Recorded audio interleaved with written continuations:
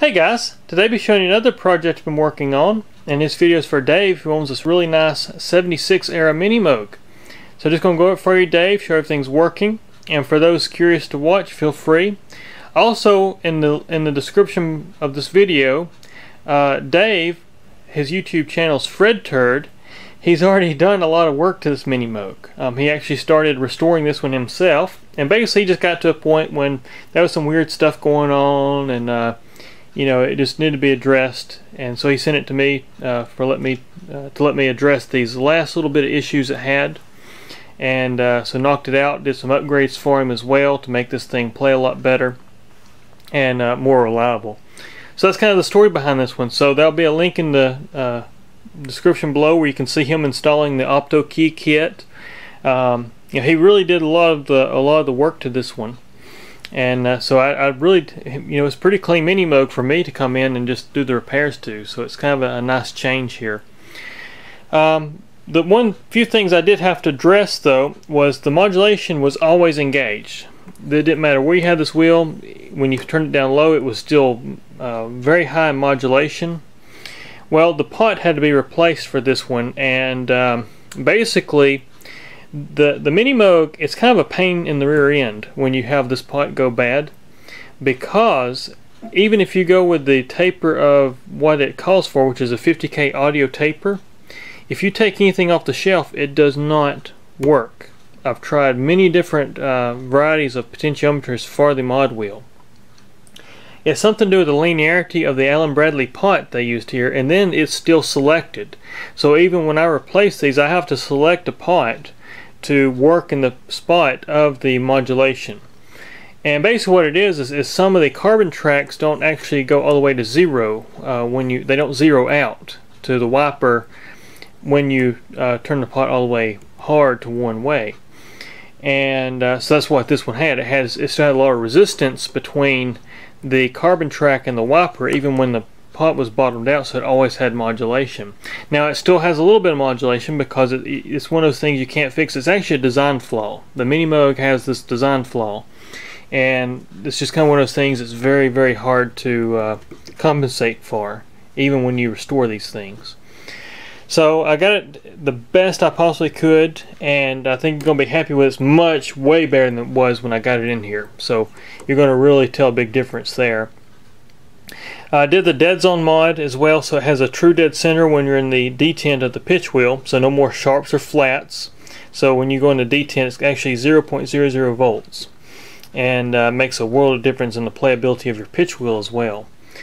So that was really my main focal areas there, and then it was the oscillator board to make sure I could get all three oscillators correctly tracking and ranging and all that good stuff.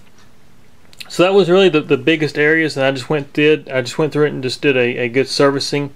Just had all the old electrolytic capacitors, so went on to replace all the electrolytic capacitors, new rectifier diodes, some other stuff on other boards that I don't talk about, kind of my in-shop secret stuff there.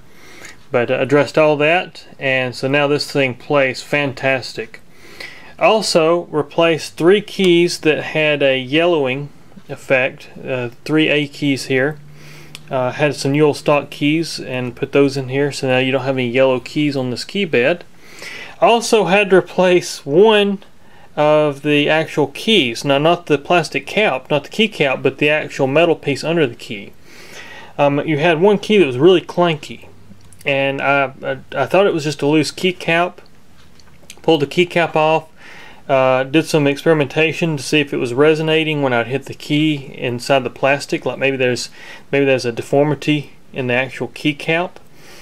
Tried a few different things, and it actually turned out to be that piece of metal.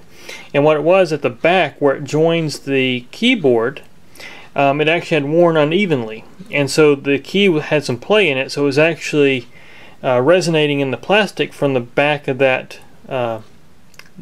area of the keyboard. So I had to fall out the keyboard just a little bit, and I had a Minimoog donor piece, so use that key and then put your key cap back on it. So that was the fix for it, and took a little while to fix that particular issue, but the first time I've ever seen it quite like that. I've never seen them wear out unevenly like that, where it would rock. and so it was a problem there. Also, the badge was melted here. It actually had started curling on the ends. Was able to get that fairly flat for you. First time to do an actual badge like that. I have a technique for doing the interface panels because I have had to actually kind of stretch those out, but it's never perfect because, you know, you're talking about heating it up and trying to bend it out. But I did get this badge to lay flat for you, and you can see just a little crease in it, but you know, it looks pretty good there overall. So fix the badge. Just kind of walk around here, let you see the back of it here, so you see this is your unit. Has the MIDI jacks for the opto key kit, and then serial number 7720. So 7720. This thing was built August, I want to say August 22nd, 1976. So pretty cool date there. But it's real clean. It's a real clean unit. Like I say, I didn't really do a whole lot of detailing to this one. It was mostly just getting the electronics to work like they needed to work and take care of the few mechanical issues it had. And so now it's actually really, really nice. But let me put the camera on the tripod here, and I will walk you through some of the sounds of it here and the accuracy of the oscillators and all that good stuff. So anyways, we'll start just with all 3 oscillators on. We got a filter sweep.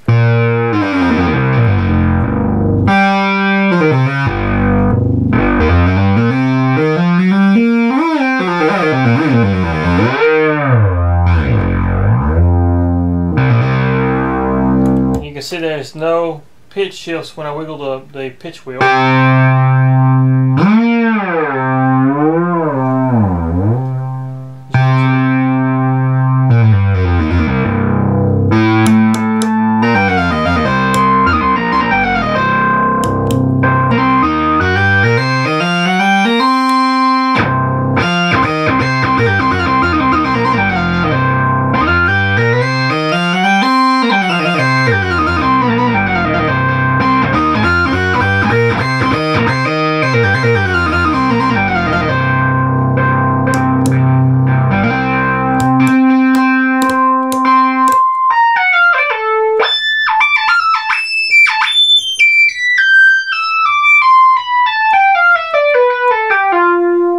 The accuracy of those oscillators, how they work through the ranges.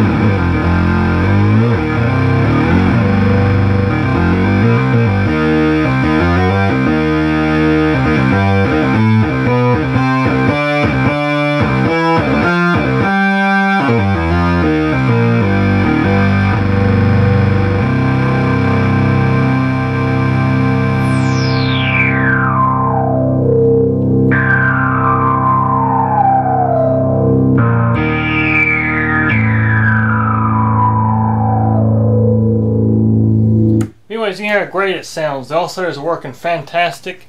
I'll show you the modulation real quick because that was the other area that you had issues with. We're going to slow this oscillator 3 down. Go here and open that filter up a little bit.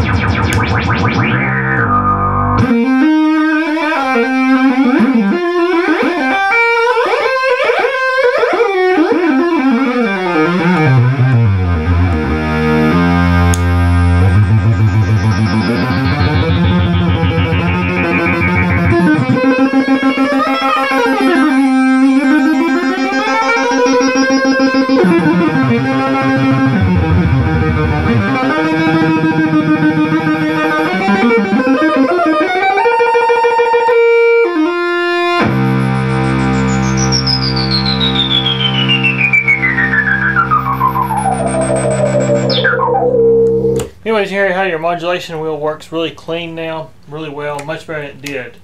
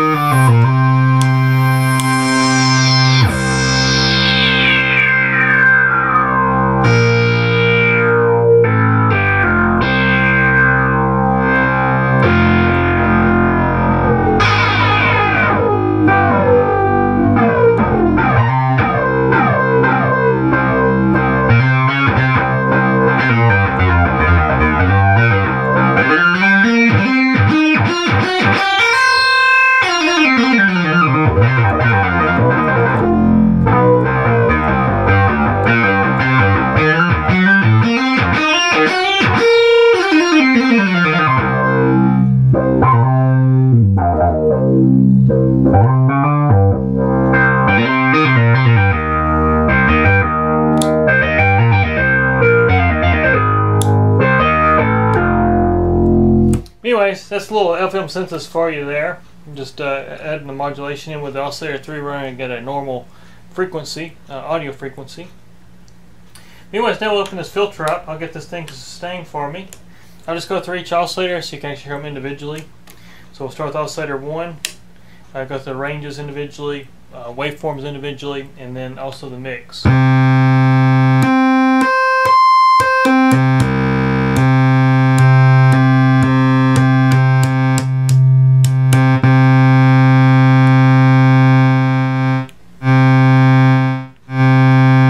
So there's oscillator 1, oscillator 2.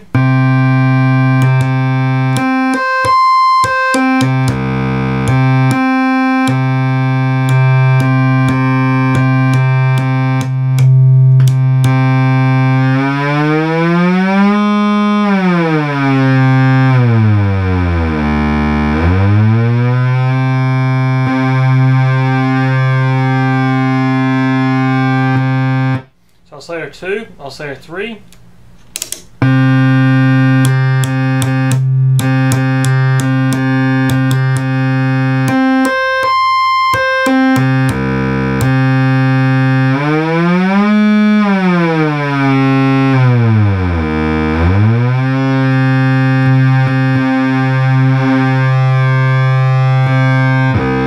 And there's all oscillators together. We'll actually go to the mix. Here's oscillator 2's mix.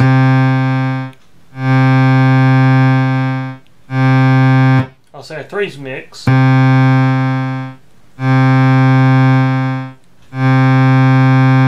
Noise source.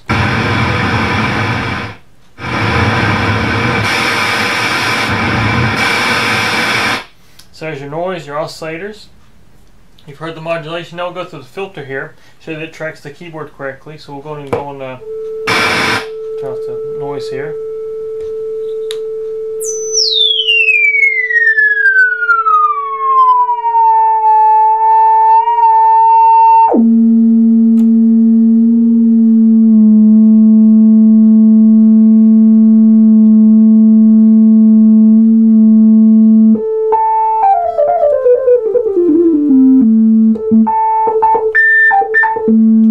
Here's just your filter.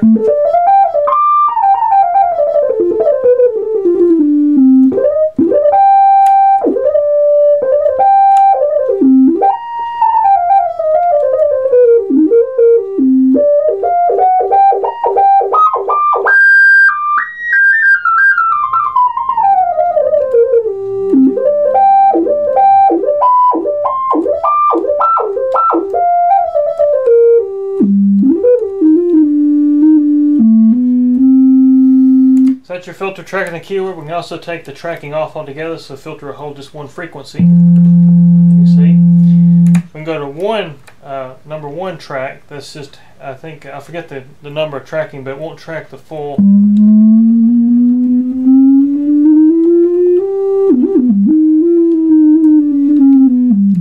Two. Both of them together.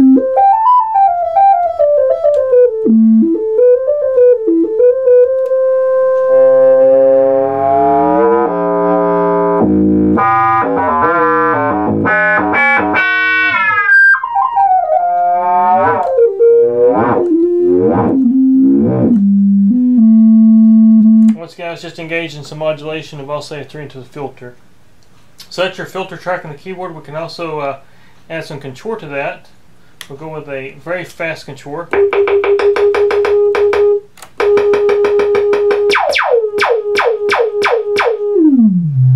down a little bit of frequency.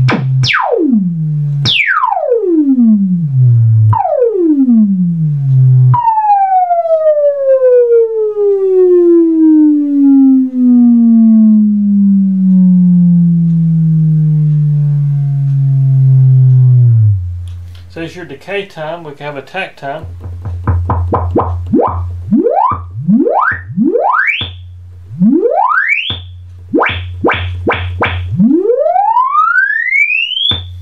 So you can hear. So that's your attack, decay.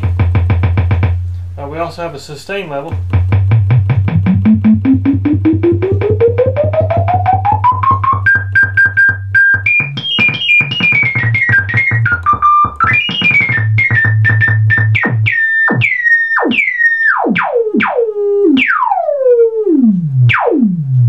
And we've also got the amount, which you've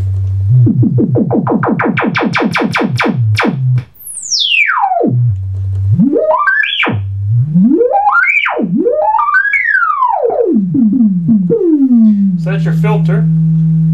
Open that filter back up, turn the oscillators. Now I'll show you your loudness contour. So I got it set right now where it's sustained for me. So now we got just a click, as you can hear. We'll adjust the decay time.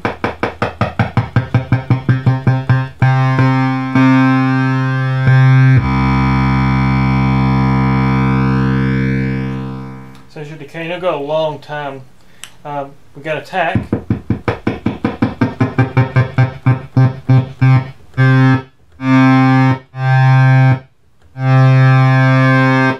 As you can hear, and we also have a sustain level once again.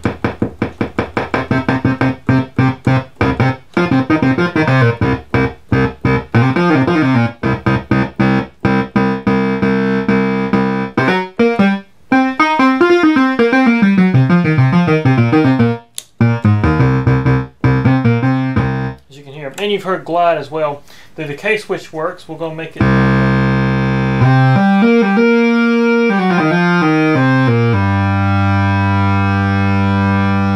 So you can hear I've got a decay time on it. If I hit the decay switch though,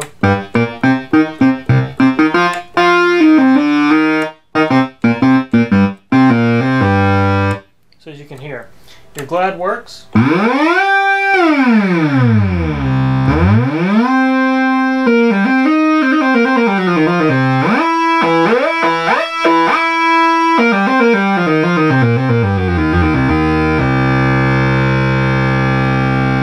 So you can hear all that works really well, as well as your 440 Hertz, which you've already heard. But anyways, I just want to take a minute here and go over the Minimoog and show you that everything's functioning for you here, and just give you a good overview of it. But anyways, guys, appreciate you watching, and there'll be more to come here very soon. Take care.